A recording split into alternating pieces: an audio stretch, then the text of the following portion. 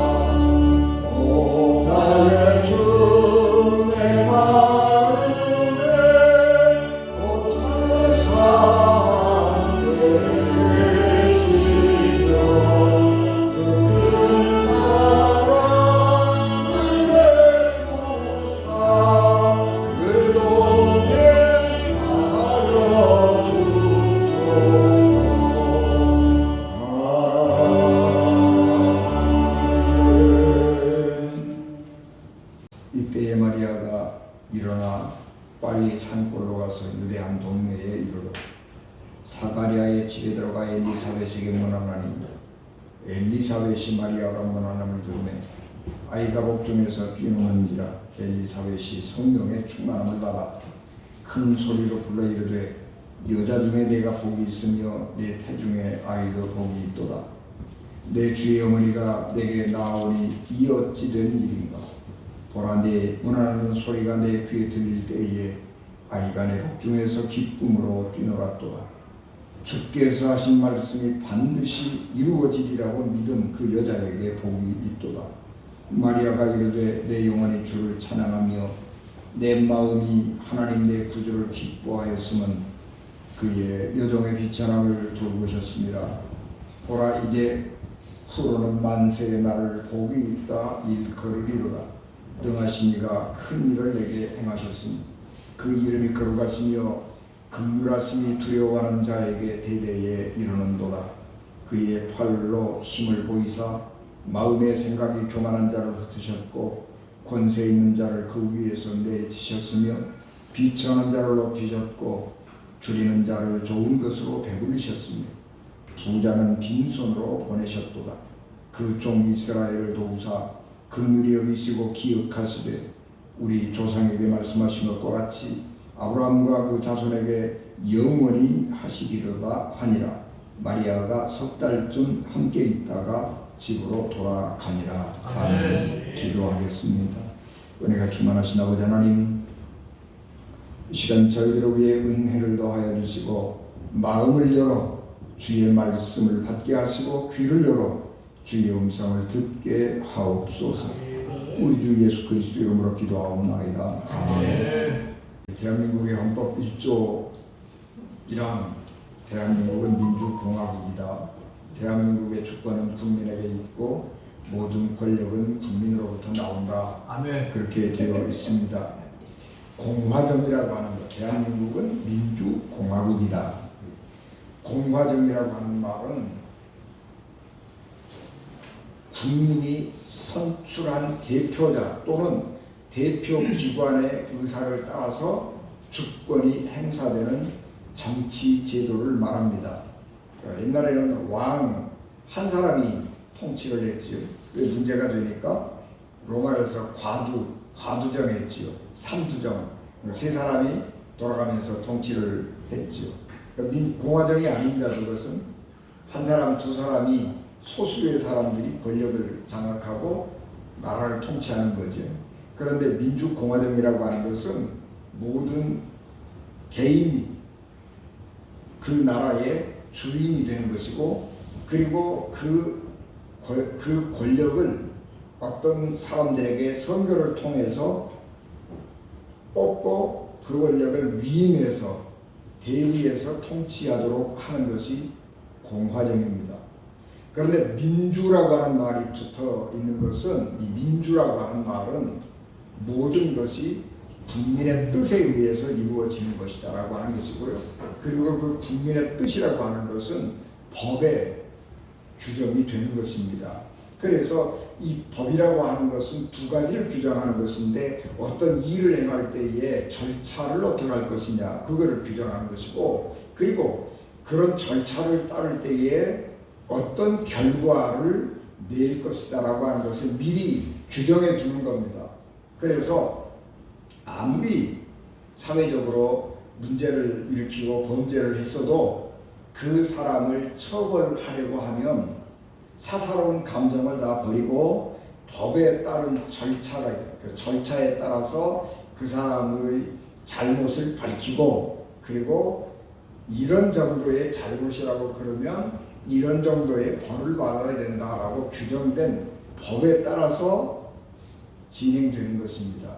그래서 이 민주국가에서, 민주공화국에서의 정의라고 하는 것은 두 가지인데, 하나는 실체적 정의고 또 하나는 절차적 정의예요.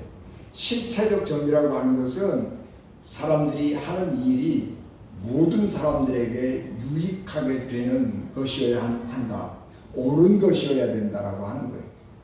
그 다음에 또 하나는 이 절차적 정의라고 하는 거예요. 모든 일은 법이 정한 절차에 따라서 이루어져야 하는 것이고, 그리고 그 절차라고 하는 것은 누구도 예외가 없어야 된다고 하는 겁니다. 그래서 민주주의는 원래가 복잡하고 소란스럽고 시끄럽고 돈이 많이 드는 거예요. 여러분, 우리가 국회의원들 보고 저놈 새끼들 맨날 싸운다고 그렇게 욕을 하고 좀 안 싸우면 안 되냐 그렇게 얘기하지만은, 국회의원들이라고 하는 것은 그렇게 싸우라고 만들어 놓은 거예요. 그렇게 국회의원들이 공식적인 회의석상에서 안 싸우면 국민들이 일어나서 싸우게 되는 거예요. 그러니까 국민들을 대신해서 그렇게 그 사람들이 우리 사회가 가지고 있는 여러 문제들을 논의하고, 그리고 타협을 통해서 그런 절차들을 만들어가고 일을 공정하게 처리하도록 정해놓은 것입니다. 그래서 이 누구라도 이 절차적 정의와 실체적 정의를 지켜야 하는 것이고, 그 범위 안에서 행동하고 살아야 하는 것이 민주공화국입니다. 아멘. 그리고 이 민주공화국에서 공정한 사회를 만들기 위한 가장 기본적인 우리 윤리의 바탕은 두 가지인데, 하나는 권선징악이에요. 선은, 착한 일은 권장하고 악한 일은 벌을 준다, 징계한다, 권선징악. 그 다음에 또 하나는 신상필벌, 진실한 사람에게는 상을 주고 그렇지 않은 사람들에게는 벌을 주어야 한다. 이 두 가지가 우리 사회의 공정을 이루어가는 기본 원칙이 되는 것입니다. 그래서 시편 1편에도 시냇가에 심은 나무가 철을 따라 열매를 맺으며 번성하는 것 같이 하나님의 말씀을 따라 사는 의인은 모든 일이 형통하고, 악인은 심판을 견디지 못하고 죄인들이 악인들의 모임에 들지 못하고 망하게 된다라고 하는 것을 노래하는 것입니다. 그러니까 시편 1편은 이스라엘 사람들이 가지고 있던 신앙의 집합체예요. 그래서 이스라엘 사람들은 하나님을 믿을 때에 하나님을 따라서 정의롭게 사는 사람은 하나님께서 축복하셔서 번성하고 잘되고, 하나님의 뜻을 거역하고 세상의 욕심을 따라서 정욕을 따라서 살아가는 사람은 하나님의 심판을 받아서 망하게 된다. 그것이 이스라엘 사람들이 가지고 있는 신앙이었고 그 사회가 가지고 있는 정의라고 생각을 한 것입니다. 자, 그런데 우리가 경험적으로 보면 우리 현실에서 우리 눈에 확연히 띄는 것은 악인들이 잘 되는 것 같고 의인들은 맨날 핍박을 당하고 어려움을 당하고 그러는 것 같아요. 법을 잘 지키는 사람은 어려움을 당하고 힘들고 곤란하고 권력 가지고 힘 가지고 법을 막 어기고 지 맘대로 하고 그런 사람은 세상에서 큰소리치고 잘 사는 것 같은 그런 느낌을 받을 때가 굉장히 많습니다. 그래서 우리의 현실과 우리의 신앙이 충돌하는 거예요. 아니, 하나님은 능력이 많으시고 하나님은 정의로우신 분인데 왜 저 악한 놈들이 왜 잘 되는지 이해가 안 되는 거예요. 하나님은 공의로우신 분이고 하나님은 악을 심판하시는 분인데 왜 저 악인들이 저렇게 번성하도록 하나님은 보고 계시는지, 그런 신앙의 회의가 들어갈 때에 우리가 이 하나님이 뭐야? 그런 충돌, 그런 생각을, 믿음에 대한 회의를 가지게 되는 것입니다. 우리가 하나님을 조금만 잘 믿으려고 하면 그런 생각이 금방 들어가는 거예요. 근데 그런 생각 없이 살아간다. 우리의 신앙과 우리의 현실이 충돌하는 것을 내가 경험하지 못하고 살아간다고 하면 믿음이 없는 사람이거나 별 생각 없이 세상을 살아가는 사람이다. 그렇게 볼 수가 있습니다. 그래서 우리가 하나님을 잘 믿고 하나님의 뜻대로 살아가려고 하면 세상에 일어나는 수없이 부조리, 그리고 하나님의 징계가, 그런 부조리에 대한 하나님의 징계가 없는 것을 보고 우리가 화가 나는 거지. 우리의 신앙이 의심이 생기게 되는 것이고, 조금 더 심하게 얘기하면 하나님에 대한 분노를 느끼게 됩니다. 그럼에도 불구하고 우리가 우리의 믿음을 유지하는 것은 현실의 부조리함보다는 하나님에 대한 신뢰, 하나님의 말씀에 대한 신뢰, 그리고 하나님의 인격에 대한 신뢰, 예수 그리스도의 인격에 대한 신뢰가 세상의 부조리보다 크기 때문에 우리가 믿음을 거두지 않고 믿음 안에서 살기를 애쓰고 몸부림치는 것입니다. 오늘 우리가 본독한 말씀은 마리아가 천사의 설득을 받고 처녀가 잉태하는 이 엄청난 일을 받아들이는 거예요. 마리아가 천사가 네가 아들을 낳을 것이다 그렇게 얘기할 때에 이게 너무 놀라운 일이죠. 그러니까 이게 수긍이 안 되는 거예요. 그럴 때에 천사가 몇 번이나 마리아를 설득을 해. 그러니까 그 천사의 설득을 듣고 마리아가 예 그렇게 하겠습니다. 그렇게 수락을 합니다. 그랬더니 천사가 확증을 보여주는 거예요. 지금은 우리가 말로 이렇게 하지만 조금 있으면 네가 잉태하고 네 뱃속에 생명이 꿈틀거릴 터인데 증거가 있는데, 지금까지 불임으로 아이를 낳지 못해서 고생하고 걱정하고 힘겹게 살아가던 네 친척 엘리사벳이 임신해서 6개월이 지났다. 가서 봐라. 그렇게 알려줍니다. 그래서 이 천사의 말에 순종해서 마리아가, 갈릴리에 살고 있던 마리아가 유다 산골에 은둔하고 있는 엘리사벳을 찾아 방문하고 함께 교제하며 시간을 보냅니다. 그리고 몇 개월 지나다가 석 달을 있다가 돌아갔다 그러죠. 그래서 엘리사벳이 출산할 때쯤 되어서 마리아가 자기 집으로 돌아갔다. 그런 이야기가 오늘 우리가 공부한 말씀이고, 그 이야기 중에 마리아가 엘리사벳을 만나서 하나님을 찬양하는 찬양의 노래를 불렀습니다. 그것이 오늘 우리가 공부한 마리아 찬가라고 하는 성경 말씀입니다. 마리아는 이 찬양을 하면서 유선하고 유약한 처녀 약혼자가 아니라 이 노래를 들어보면 굉장히 열정적이고 당당한 목소리로 하나님께 자신을 통해서 이루는 일들을 찬양하고 있습니다. 마리아는 두 가지 이유 때문에 하나님을 찬양하는데, 첫째는 비천한 자기 자신을 통해서 하나님이 엄청난 일을 이루셨다고 하는 사실입니다. 이 비천한이라고 하는 말은 마리아의 신분이 낮고 천하다 그런 이야기일 수도 있지만은, 그것보다는 마리아가 하나님의 일을 감당할 만한 거룩한 사람은 아니에요. 그냥 평범하게 살아가는 한 인간에 불과하고 이제 갓 약혼한 한 평범한 처녀에 불과한 것입니다.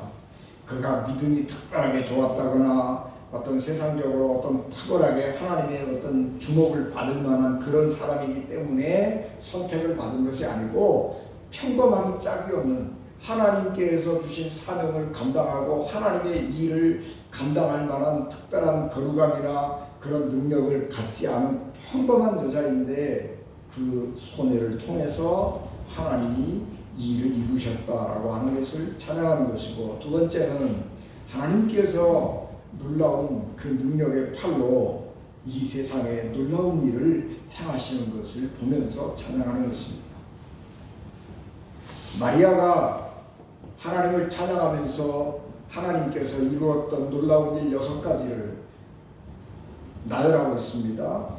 마음이 교만한 사람은 하나님께서 강한 능력의 팔로 그를 흩어버리셨고, 권세 있는 사람들은 그 자리에서 끌어내리셨고, 부자들에게는 빈손으로 돌아가게 하셨습니다.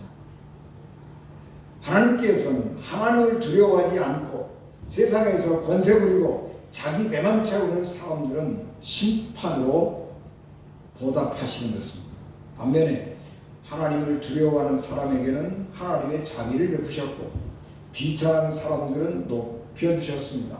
가난한 사람에게는 하나님께서 배부르게 먹을 것을 주셨습니다. 그래서 하나님께서 은혜를 베풀어 주시고 구원을 베푸시는 대상은 세상에서 연약하고 부족한 것 투성이의 사람들인 것입니다. 하나님이 왜 이 사람들에게 은혜를 베푸시느냐 그러면, 하나님이 그렇게 은혜를 주시지 않으면 세상에 강한 사람들, 세상에 권세 있는 사람들에게 짓눌려서 이 세상에서 살아갈 수가 없는 거예요. 그러니까 하나님은 강자를 벌하시기도 하지만 약자를 편애하시는 거예요. 약자를 사랑하시는 것이 아니고, 강자와 약자를 똑같이 사랑하시는 것이 아니고, 약한 사람들을 하나님은 특별히 더 사랑하는 거예요. 이게 편애. 자식들이 여러 있으면 잘난 자식은 걱정할 게 없어요. 왜냐 그러면 아버지가 어머니가 안 도와주고 걱정 안 해도 지 잘 살아요. 그런데 못난 자식은 늘 도와줘야 돼. 옆에서 붙어서 잔소리를 해야 되고, 그렇게 하면 안 된다 그러고 힘이 없을 때 도와줘야 되는 거예요. 그게 부모예요. 하나님은 그런 분이에요.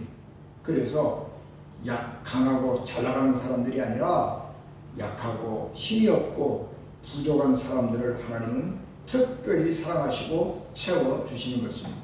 그래서 그런 하나님의 특성이 어디에서 나타나느냐 그러면, 마리아가 하나님의 아들을 잉태하는 데서 나타나는 것입니다.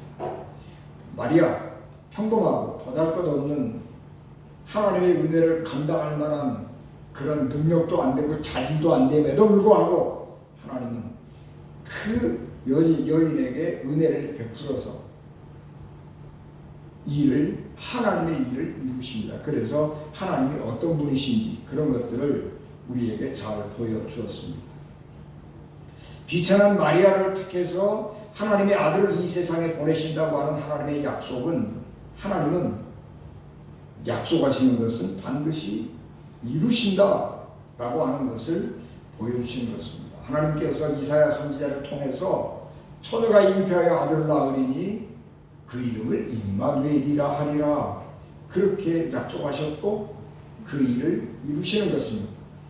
예레미야 33장 2절 일을 행하시는 여호와 그것을 만들어 성취하시는 여호와 하나님은 일을 행하시고 약속하시는 것을 말씀하시는 것을 성취하시는 하나님이십니다.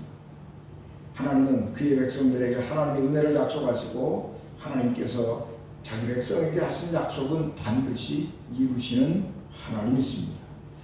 마리아가 두 번째로 하나님을 찬양하는 이유는 능력의 팔을 가지신 하나님은 큰 일을 이루셨습니다. 이사야 50장 2절에 보면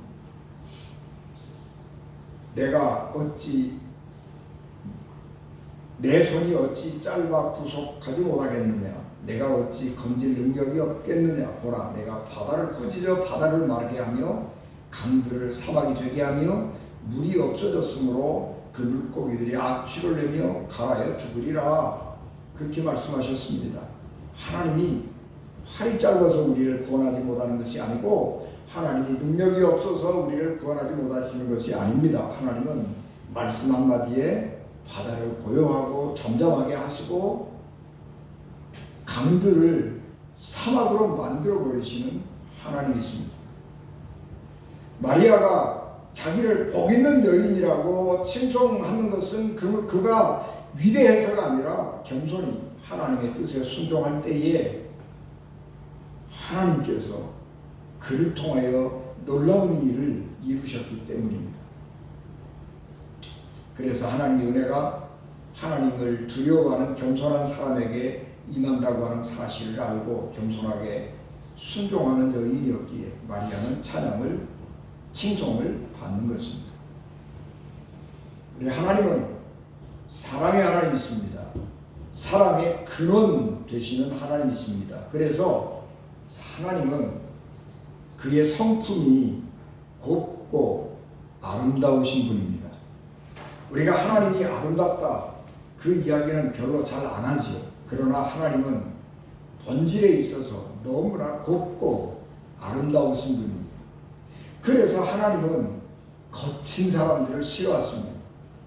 예수 그리스도의 성품을 한마디로 요약하면 두 단어인데 온유와 겸손입니다. 온유라고 하는 말은 겸손이라고 하는 것은 느낌이 부드럽고 따뜻한 거예요. 그러니까 예수님이 온유하고 겸손한 사람이라고 하는 말은 예수님은 부드럽고 따뜻한 사람이라고 하는 말이에요. 우리가 예수님을 닮아서 온유하고 겸손한 사람이 된다라고 하는 것은 부드럽고 따뜻한 사람이 되는 것을 의미하는 것입니다. 예수님은 언제나 어디서나 따뜻하고 모든 사람들을 부드럽게 대하셨습니다. 예수께 각양각색의 사람들이 찾아왔는데 어떤 사람이든지 예수님은 부드럽고 따뜻하게 환대해 주셨습니다. 예수님을 따르는 우리도 예수님처럼 부드럽고 따뜻한 사람이 되어야 합니다. 아무리 귀한 것을 준다고 할지라도 거칠게 주면, 무례하게 주면 그것이 은혜가 안 되는 거예요.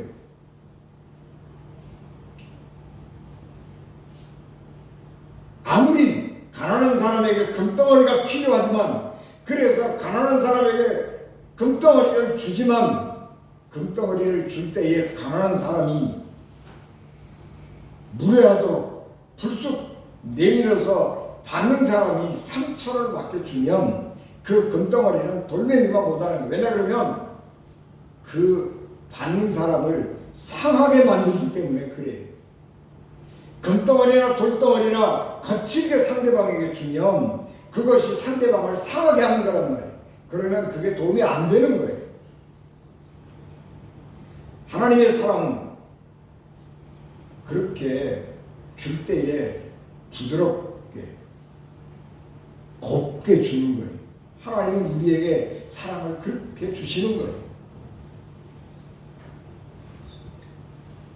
하나님의 사랑은 그러기 때문에 우리가 하나님께 예물을 드릴 때에도 부드럽게 조심스러운 마음으로 드려야 합니다.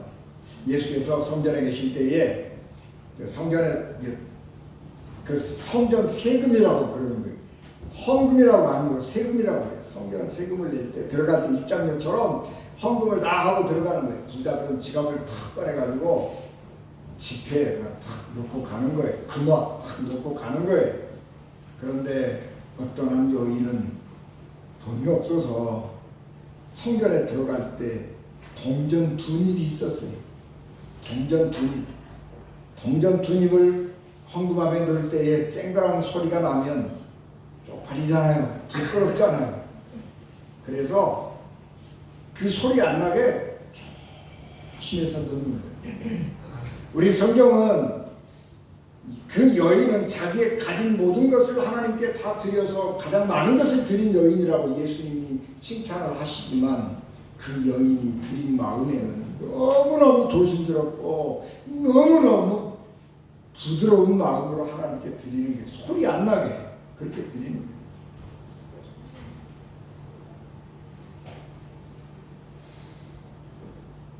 예수님께서 우리 출애굽기 23장 15절에 보면 너는 무교병의 절기를 지키라. 내가 네게 명령한 대로 아비벌의 정한 때에 이래 동안 무교병을 먹을지니 이는 그달에 내가 애굽에서 나왔습니다. 빈손으로 내 앞에 나오지 말지니라.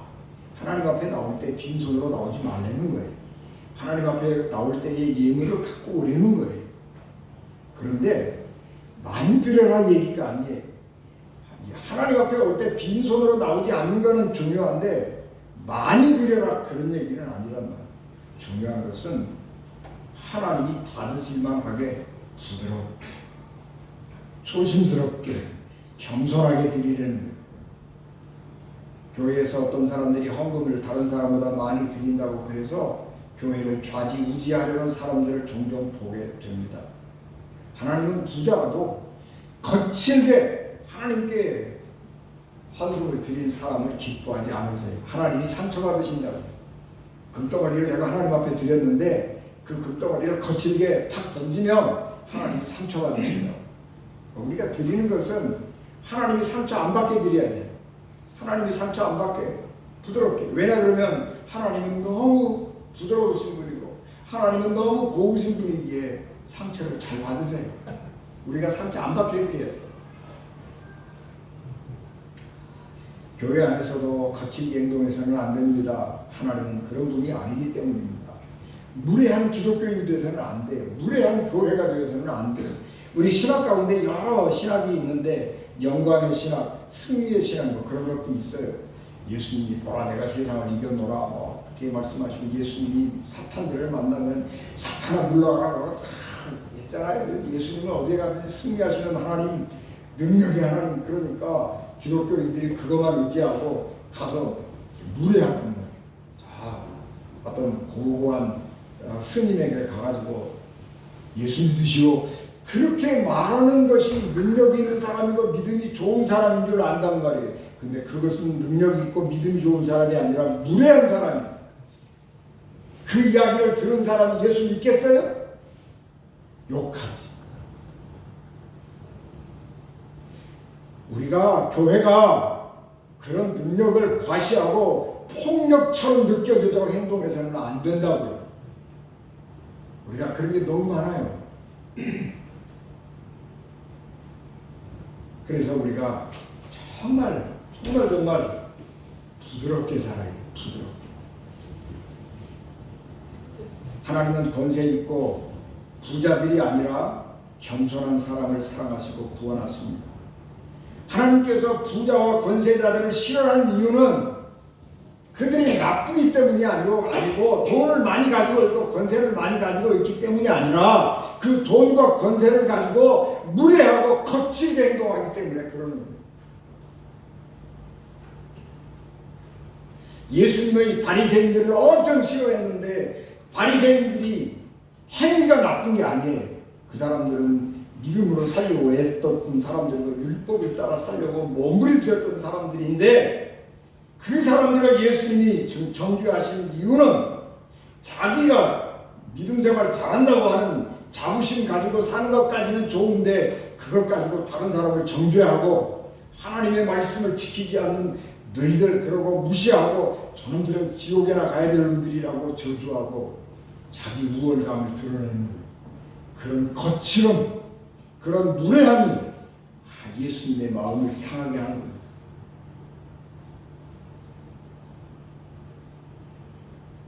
내가 자부심을 갖는 것은 굉장히 좋은데 그것을 다른 사람을 향해서 교만하게 거칠게 드러내면 안 되는 거예요.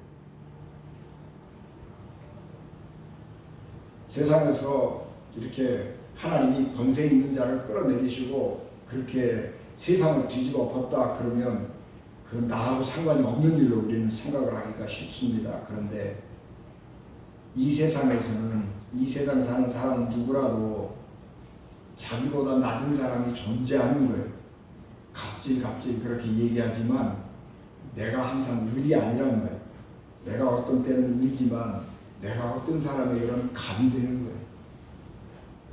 아버지는 집에서 아내에게, 남편은 아내에게 갑이 되고 아버지는 자녀들에게 갑이 되고 그렇게 입장이 있는 사람도 많아요. 그리고 그것은 실질적으로 가정 안에서 가장이 그런 권세를 부리는 거예요. 그런데 그 권세가 가장이 가정 안에서 행하는 그 권세가 폭력적이거나 거칠면 가족 전체가 상처를 받고 가족이 깨지는 거예요. 나하고 상관이 없는 게 아니에요. 어딘가에는 나보다 낮은 사람이 있고 나보다 약한 사람이 있는 거예요. 그러니까 나는 권세하고 상관이 없다 그렇게 생각하고 살아서는 안 돼. 내가 누군가에는 갑이 되고 내가 누군가에는 높은 사람이 될 수 있는 거예요. 크냐 작으냐의 문제가 있을 뿐이지 모든 사람들에게는 그런 것들이 존재하는 거예요. 그러니까 우리는 언제나 내가 어떤 사람이 되지 간에 내 삶이라고 하는 것은 언제나 부드럽고 아름다워야 되는 겁니다. 우리가 그래서 우리의 삶들을 잘 생각해 봐야 돼요.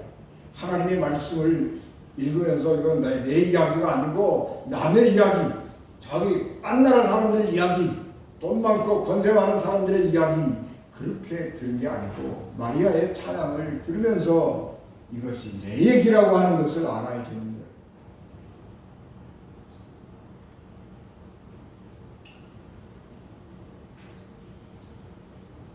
부자들을 빈손으로 보내시고 권세 있는 사람들을 그 높은 자리에서 내치시는 하나님은 내가 그런 것을 할 때에 하나님은 나를 내치시는 것입니다. 큰 권력을 가지고 큰 권세를 가지고 크게 사람들을 권세 부리고 사람들을 억압하는 사람뿐만 아니라 작은 권세를 가지고 내가 살고 있으면서 그 작은 권세라도 그것도 권세라고 유세 떨고 부리는 그 사람도 하나님은 그 자리에서 내시는 거예요. 그런 점에서 우리는 이 대인절 예수 그리스도의 오심을 기다리면서 우리는 낮은 곳으로 가야 합니다. 내가 작은 권세를 가지고 다른 사람들에게 어떻게 행사하고 있는지를 살펴야 되는 거예요. 내가 혹시 내가 가지고 있는 이 어떤 작은 것 가지고 다른 사람들에게 아픔을 주고 있지는 않은지, 거칠게 무례하게 대해서 다른 사람들에게 상처를 주고 있지는 않은지, 하나님이 나 때문에 상처받은 것은 아닌지 살펴야 하는 것입니다.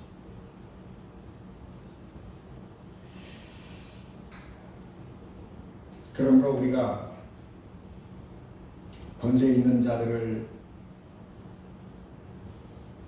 내치신 하나님 앞에서 내가 그렇게 교만하고 무례하고 거칠게 내가 마주하고 있는 사람을 대하고 있지 않은지 살펴야 하는 것이고, 그래서 우리가 늘 부드럽고 아름답고 겸손하게 우리가 말하고 행동해야 하는 것입니다. 친절은 그래서 그리스도인들이 몸에 익혀야 될 습관, 친절, 몸에 습관으로 익혀두어야 되는 거예요. 그래서 그리스도인들의 마음은 오직 하나님을 기뻐하고 하나님의 말씀과 인격을 신뢰하고 하나님을 닮은 영혼의 소유자가 되어야 합니다. 주님을 기다리는 계절에 우리도 마리아처럼 하나님을 높이는 찬양을 우리의 입술에 담고 하나님 말씀 앞에 겸손한 자가 되어서 하나님이 기쁘게 받으실 만한 아름답고 부드럽고 사랑스러운 영혼으로 하나님을 섬기시고 예배하시기를 주 예수 그리스도의 이름으로 축복합니다. 아멘. 기도하겠습니다. 은혜가 충만하신 아버지 하나님, 저희들을 기억하옵소서. 비천한 마리아가 하나님의 이름을 찬양하고 주의 말씀에 순종함같이 우리가 마음을 열게 하시고 그렇게 주님의 뜻 안에서 주님을 닮아가는 사람으로 하나님이 원하시는 영혼으로 빚어지게 하옵소서. 예수님 이름으로 기도하옵나이다. 아멘.